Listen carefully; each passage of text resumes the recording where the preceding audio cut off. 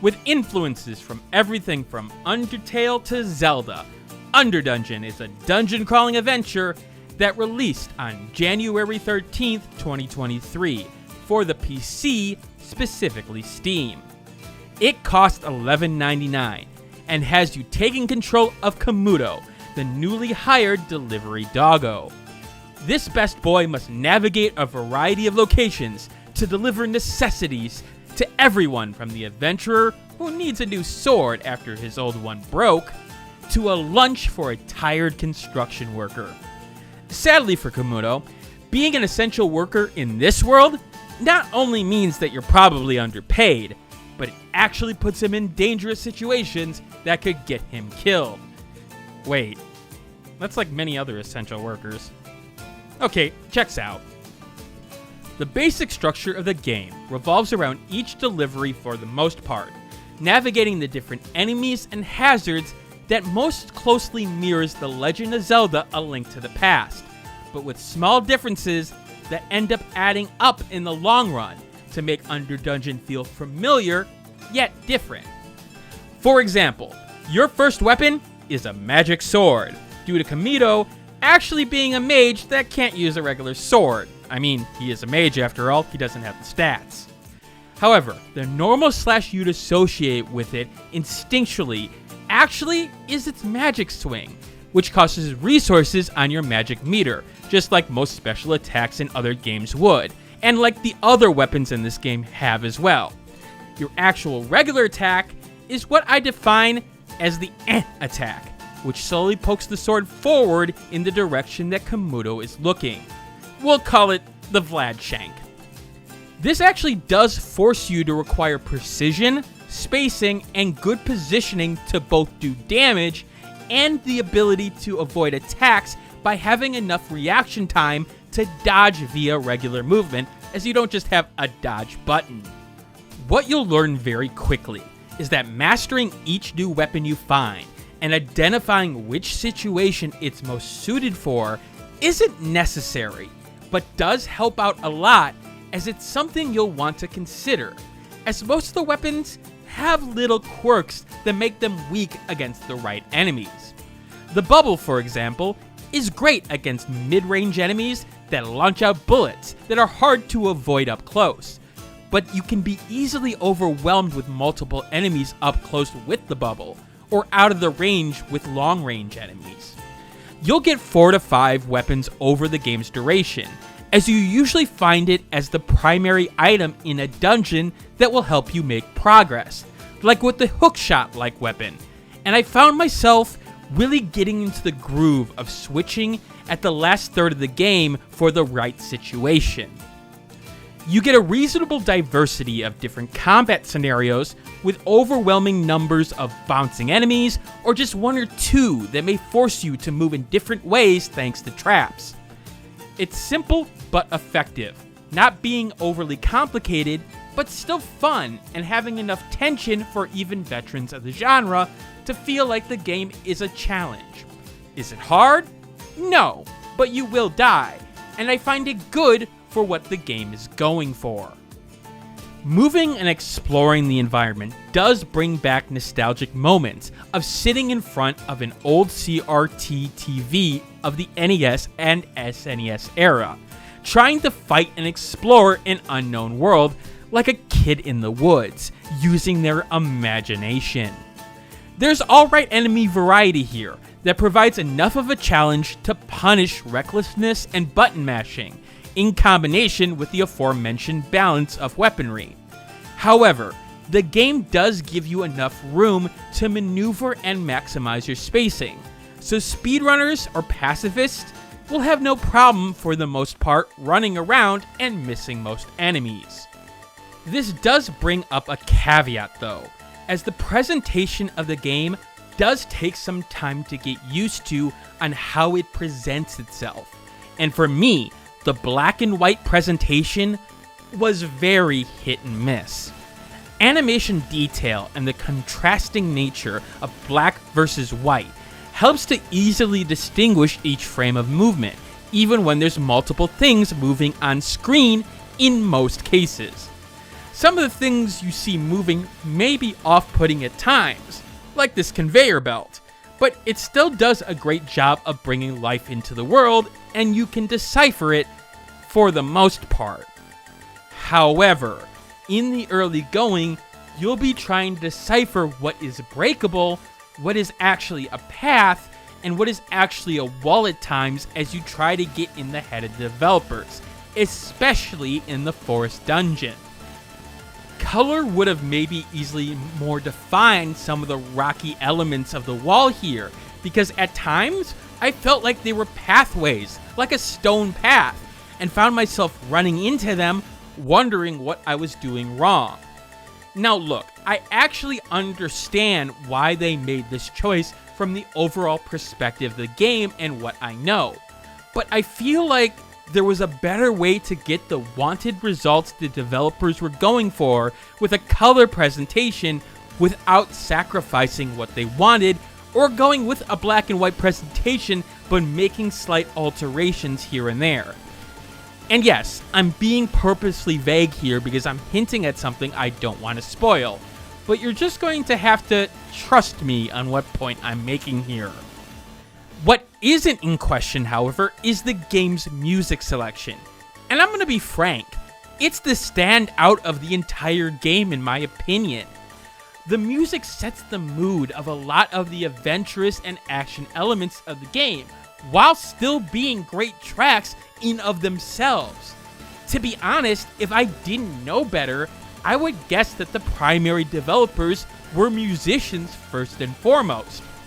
Actually, after writing this, I went and checked to see if this was a multi-man production and found that's a single developer, which makes me feel untalented in the big picture. But regardless, just listen to what I'm talking about here. How everything just comes together in terms of the drums, in terms of some of the tones that are used here.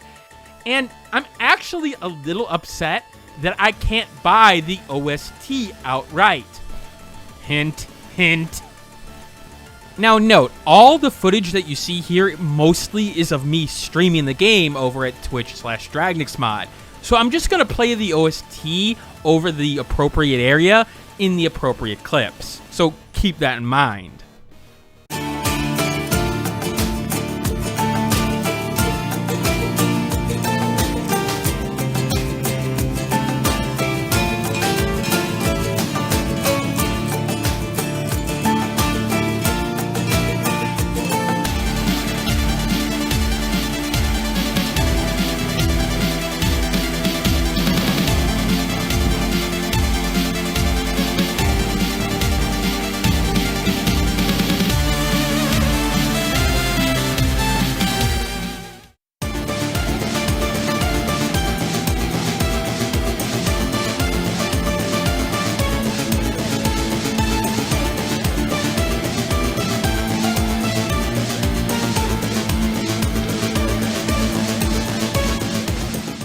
As for the sound design, it does the job of immersing you in several points, but not being overly distracting, which at times can be a problem for dungeon crawlers like this.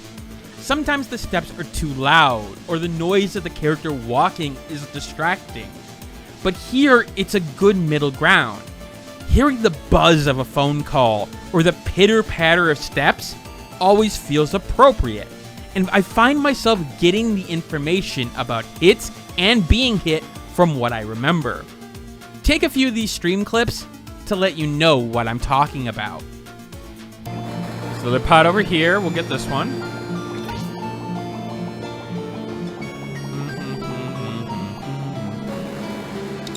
Alright, and we need one more. Just like an actual casino. Appropriate!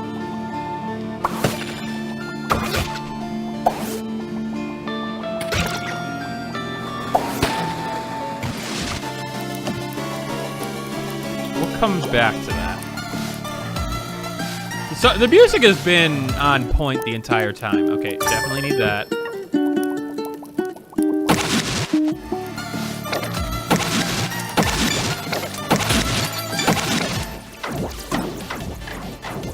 This is weird.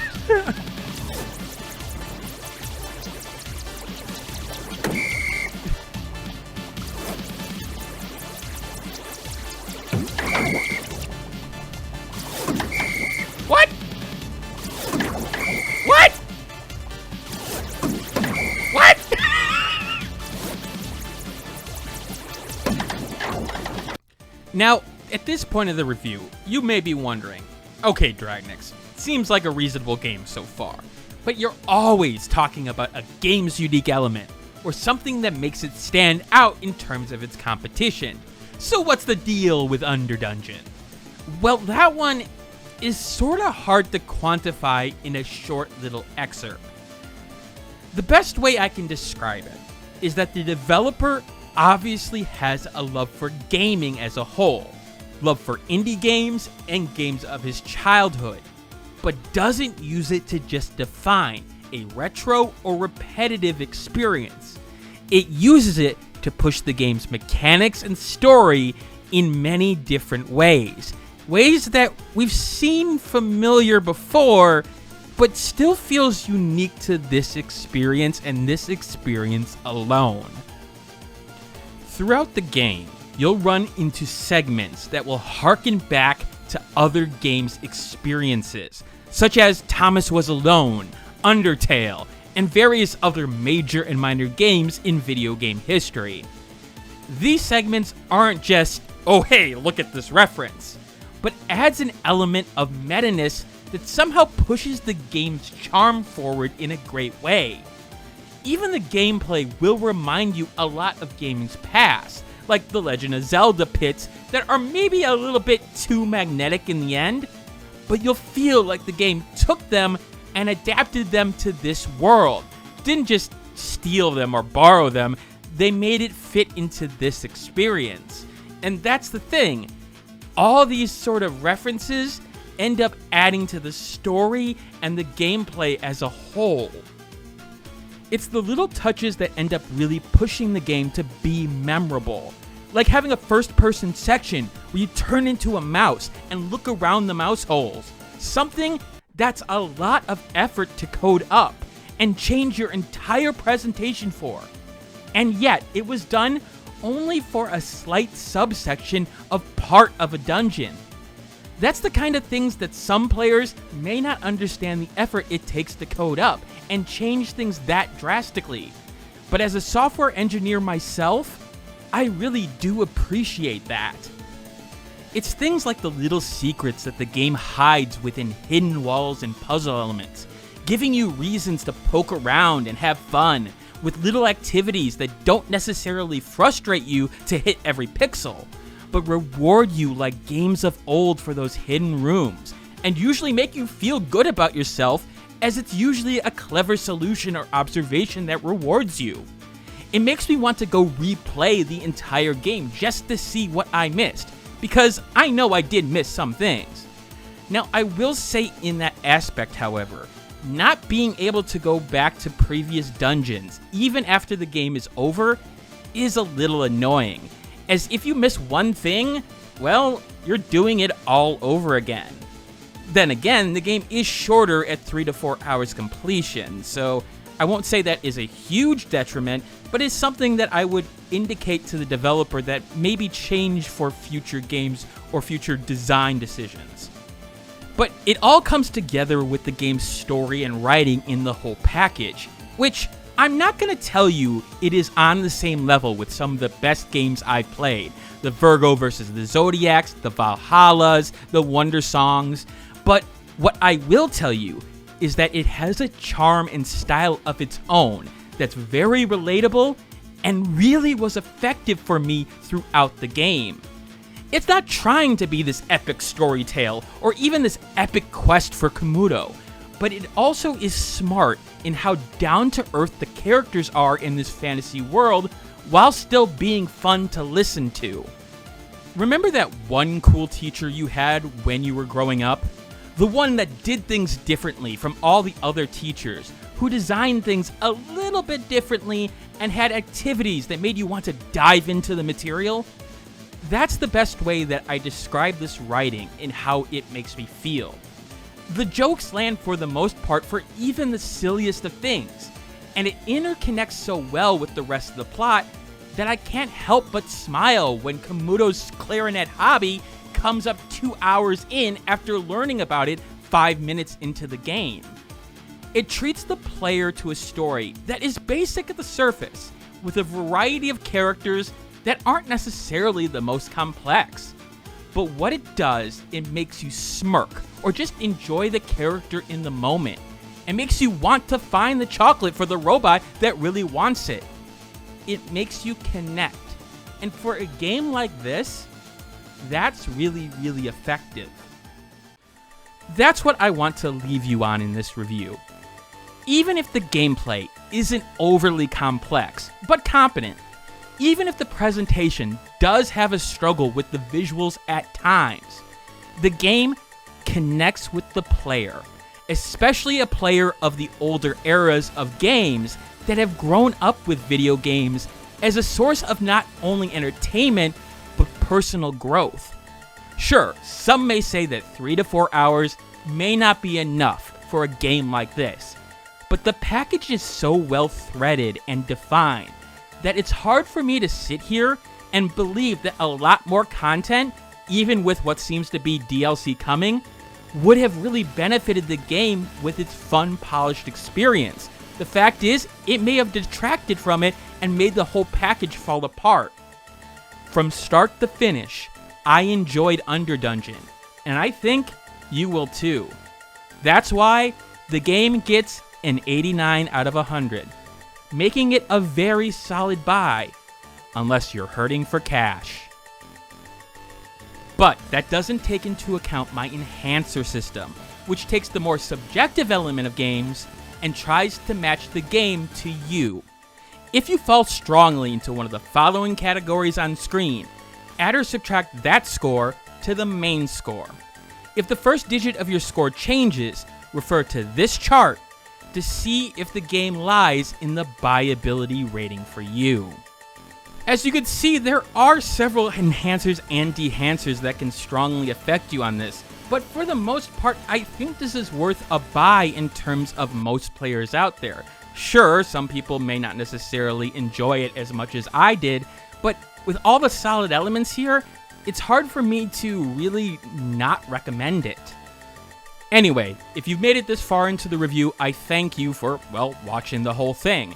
I would appreciate it if you gave me a comment of what you thought of the review, and give a game that may not necessarily be the best game you've played, but a game that you recommend to other people in terms of the experience in the comments section below. I'm not talking about like the Shadow of the Colossuses or anything like that. I'm talking about a game that you know has a flaw to it, but you are going to recommend anyway. As for my next review, I'm not sure yet. I'm going to do my little investigation for the upcoming games, and I will figure it out. But you'll first know of it if you join the Discord, which is in the description below. We talk about games, current events, whatever in that channel, so if you want to join, there it is. But that's all for now, and as always, keep on gaming.